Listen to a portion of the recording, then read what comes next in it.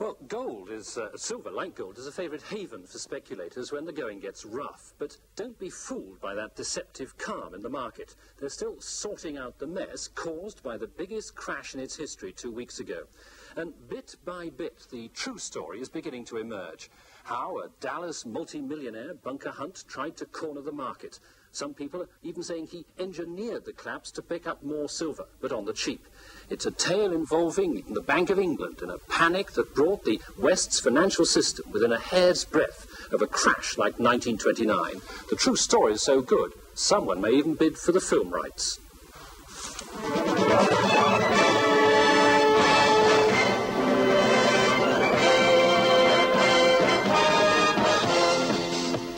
The Ewing family of that television soap opera is based loosely on a real-life oil millionaire family who live in Big D.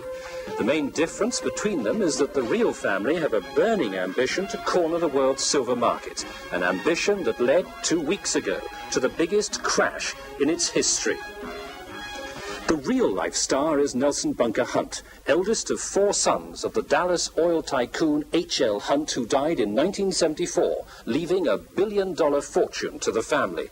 In 6 years, Nelson and his brothers, with their ranches, real estate, horses, oil wells, have turned that legacy into a $5 billion empire. Well, I don't really keep track of never count my money. I just want to enjoy life, and I don't have to spend a lot of money to enjoy life. I guess probably I doubt if I spend $1,000 a month, yeah. But on my own personal success. But I don't know. I guess people are born one way or the other. They either like to be cautious with their money, or else they're inclined to want to be rather spendthrift. So maybe I lean in my personal affairs to being a little cautious.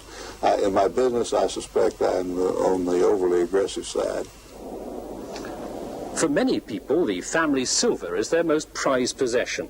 But silver is widely used in industry, in photography, in dentistry and medicine. It's still a monetary metal in many countries. The higher the price, the more it hurts to buy wedding presents, take holiday snaps. Gold might hog the limelight, but silver's always had a special appeal for the speculator. Bunker Hunt's ambition to own all the silver in the world takes more money than even he can muster. The only people with wealth to match are the oil sheikhs. Hunt persuaded a number of Saudi princes to back his play. At first they hesitated, but when the Shah fell in neighbouring Iran last year, they rushed in.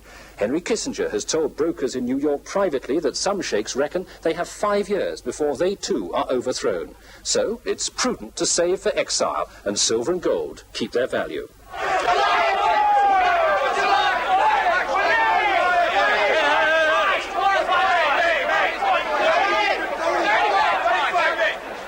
The New York silver market is where the big players like Bunker Hunt stake their millions. With his own fortune now linked to Saudi billions, Hunt was the biggest player of all. When Hunt started buying silver in earnest in January 1979, the price was a little over $6 an ounce. Hunt watchers reckon that he owned about 50 million ounces. Hunt bought steadily throughout the whole of the year. By January 1980, when the price peaked at $52, Bunker Hunt had stashed away, say the market men, about 150 million ounces, between a third and 2/3 of 1 year's supply. But it couldn't last. When silver speculators saw the gold price tumble, they started to take their profits in silver. Then President Carter launched a credit squeeze, and the banks who had been lending money to help the speculators buy silver called in the loans. Meg, 20 back! 25 for me!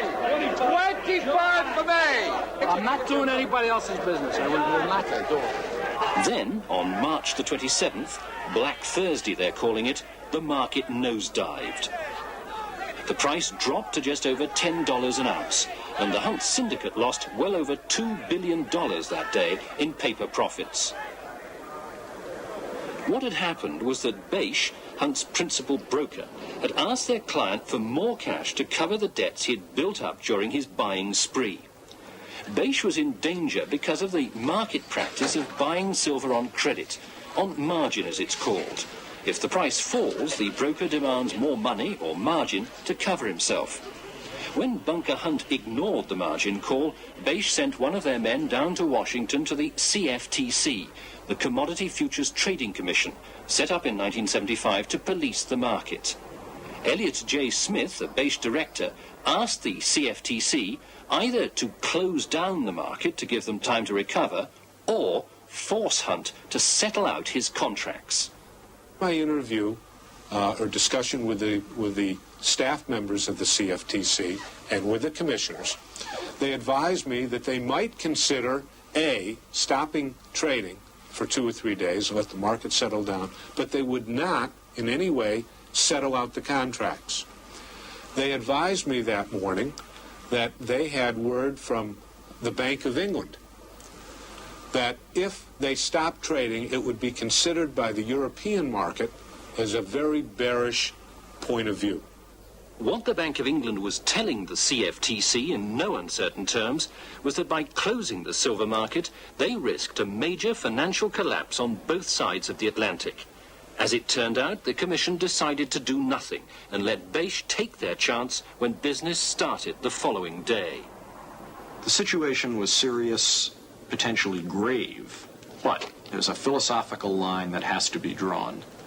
The CFTC is here to protect small customers and commercial users of the commodities markets. It is not here to protect large speculators and the brokerage houses that seek their business. That's what closing would have done. How far do you think this whole affair has damaged the confidence of the people that you seek to protect, the small investors, in commodity trading here in the United States? I would say that it has made people far more aware of the speculative, sometimes dangerously speculative nature of these markets. It will therefore make them more cautious. The lesson is probably all to the good in that respect. But could it happen again? It could conceivably happen again. I don't think the tools we had available were strong enough to stop it. I think those tools should be put in place so it can't happen again. We can't take a risk that something which comes out of simply a desire for excessive speculation is going to tear the financial fabric of the United States. We cannot take that risk again. I would buy about 200 lots at $8.50 on silver, looking for £10 on the upside. You're ready to do some very... Given the financial position you've got at the moment, 200 lots seems reasonable at this level, because the Arabs are going to move in later. They've been buying through the Dresdner Bank at current levels, and I think over the short term you're going to see £9.50, £10 at the current levels. The silver market in London, second only to New York in size, felt the shockwaves at the same instant. British and American brokers are in constant touch by phone, so if New York is hurting, so will London. Dealing rooms on both sides of the Atlantic have been busy since March the 27th, clearing up the mess. So far, the big brokerage houses like Bache have either absorbed their losses, in some cases even made money out of the collapse. The banks are still smarting, although only one small New York broker has actually gone to the wall owing $4.5 billion. David Hargreaves is managing director of one of London's bigger silver brokers, Rayner Harwell. The atmosphere of Black Thursday is something he'll never forget. OK, and I'll call you back on the next ring. Thanks. What was it like here in the silver market in London on the day? Panicky in the extreme, because you had a lot of people phoning, trying to save themselves money. Nobody was making money, everyone was trying to save money. What were they saying? They were saying, sell me out. Basically that, sell me out. And after a time it became sell me out at any price, which of course engenders a falling market. How much money do you think went down the drain that day? Well, if we consider that probably 300 to 400 million ounces of silver was trading on the market, and it dropped by an average of £5 an ounce over the time, that's £1.5 billion.